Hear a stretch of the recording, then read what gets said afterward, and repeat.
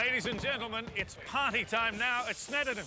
As you can see, plenty of celebration going on in the track centre as the cars make their way down the pit lane and work their way around here to form up on the grid for tonight's main race. And the feature race is just that, a full-blown feature, including pit stops, done of course under lights, all due to start at the stroke of midnight. But I tell you what, for some of these drivers, the witching hour really came early, particularly Ivan Muller. He trashed his car in race one. He's actually had to commandeer Vincent Rademacher's car to start in P5 on the grid, so no Vincent Rademacher at all.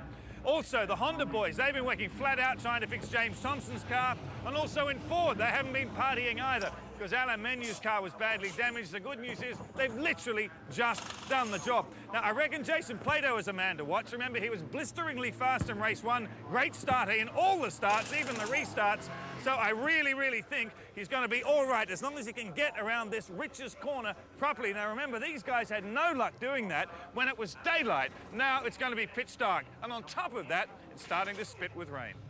Yes, it's a little bit of a case of ET or close encounters of a wet kind, I think, right now. Well, all the cars coming around to form up on the grid. A huge crowd here and a very stoic one. They have not been budged by the rain, the appalling weather at all. We are going to start this race. It's been much delayed, ready to go, and it's being started under the Union Jack flag because the starting lights are broken. And that's Ricard Riedel. That's wheel spin. He's going nowhere. That's Alain Menu just streaking past him on the left-hand side. That's Jason Plato following through as well. Now there's Anthony Reid as well, coming right alongside Ricard Riedel. I don't know how this shuffle will unfold. Plenty of bumping and boring into the first corner in the rain. That's the view from Tom's car.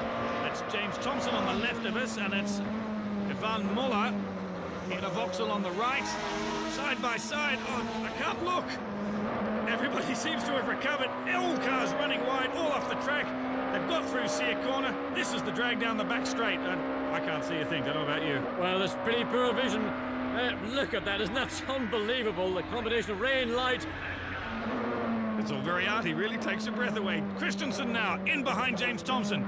This is the tight right-hander of the chicane. A bird's-eye view to see Matt Neal just slide past us, whilst ahead we saw Muller just slipping down the inside of Thompson, down into the bomb hole for the first time. There goes Muller, then Thompson, then Matt Neal. Round Coram corner. Still managing to lift an inside wheel, even though it's wet. That's the sort of grip they're getting. Astounding stuff. Yeah, it is, but it really is still very tippy too.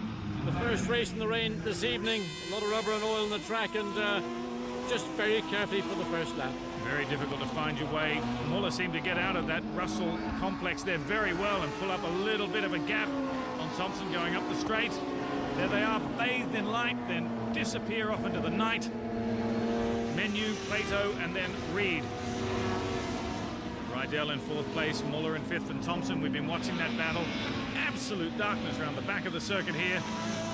They wash off a lot of speed, drop a couple of gears, then they go onto the hugely long, very high-speed Revet straight. Well, they'll get onto it sooner or later. Once again, Muller this time running very wide on the exit to join the Revet straight.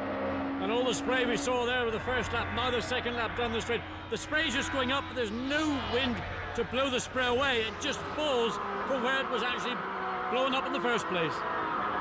Now we are looking back from Ricard Riedel's car.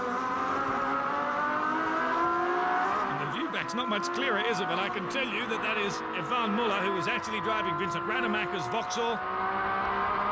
Muller commandeered the car after his was so badly damaged in race one. It's the view from behind. He's just eating the spray, and a big slide there from him as well through Coram corner. Very long, fast corner, not the sort of place you'd be wanting to drive in the dark, in the rain. Bouncing, clubbing over the curbs, must be extremely difficult to see. It's James Thompson having a really big curb hop there as they drag back up the pit straight. All of this works so well for Alain Menu. He's out in front and made a cracking start. Riedel must be kicking himself.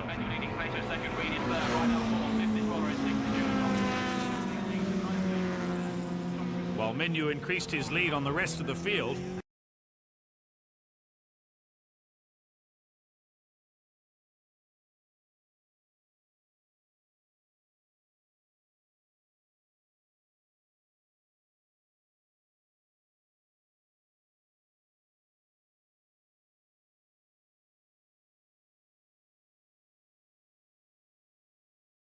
The dark, the Class B boys were at play.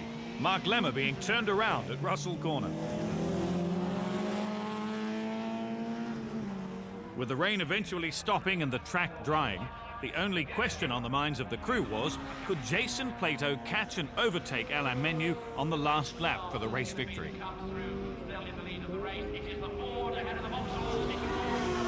Plato isn't close enough to Menu as they come into Russell, and Plato's going to exceed to second place. Great drive from Menu though, and a brilliant drive from Plato as well, and he's going to take the fight right to the wire. Russell corner for the last time. Plato right on the boot lid of Alain Menu, thinking to himself and proving the point. If this race had been a couple of laps longer, well, I might have just got there. Thank you guys, thank you very much. Well done, fantastic race. It was very tricky because we were waiting on the grid for the proper start, and it started to spit. And then I asked my engineer Jerry if I could come in and start from the pit lane, but everybody did that, so started everything. And then I had a good start, got right at the start. And then the car was great to start with, so I was pulling away. And then after the pit stop, I had a big lead. But I think the tires were not quite as good as the first set I had. So Jason was catching, but I had everything under control. I only did just enough so I could win the race. You know, sometimes you get good tyres, or well, not good tyres, they're all good tyres, but sometimes you just get a set that works well. And Alan had that set at the beginning, and I'll be dead honest, I couldn't live with him. He was off like a scolded cat. So I just thought, okay, I'll sit here and I'll run my own race and my pace, and maybe it'll come back to me. And for sure, you know, as the race went on, he started to struggle with tyres, and then our car came very good, which it normally does, to be fair, even in the dry.